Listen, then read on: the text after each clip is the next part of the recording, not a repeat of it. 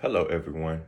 My name is Wellington Stovall, and today on Wellness with Wellington, we will be looking at two economic phenomena, inflation and interest rates, and how they affect us in today's environment. Okay, so before we get started, I would like to make the disclaimer that I am not a financial advisor, and so all questions concerning the topic and how they may affect you and your family specifically should be directed towards a professional in your area. Okay, so now that we have that covered, let's dive right into the purpose of this video. So in case you didn't catch my last video covering interest rates, an interest rate, simply put, is the rate of interest at which lenders are willing to lend money. And interest rates affect us because interest rates make the cost of borrowing money either cheap or costly. Okay, so now let's look at inflation.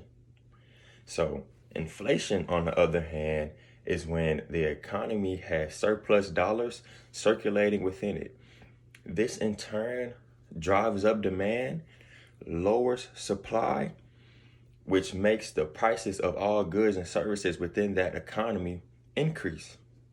But also, since there's an excess of dollars in the economy, it strips purchasing power from the original dollar circulating as the new money floods the economy.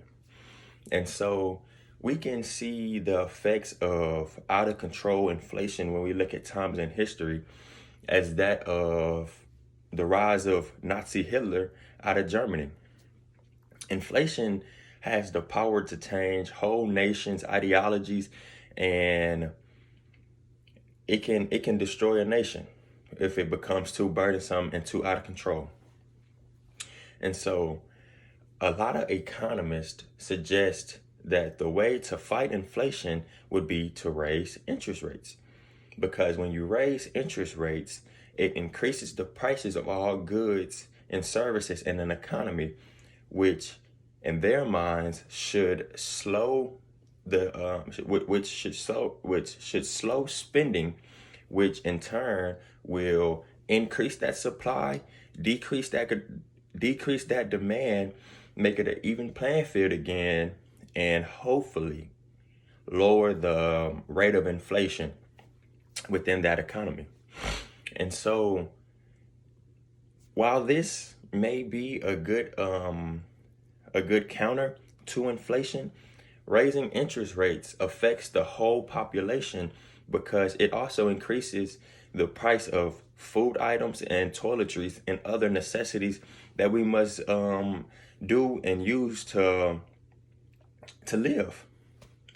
And so this all is so very important, especially in today's environment, because like on my last video, if you want to go check that out, I stated how Fed Chairman Jerome Powell has risen interest rates at the fastest rate in the recorded American history.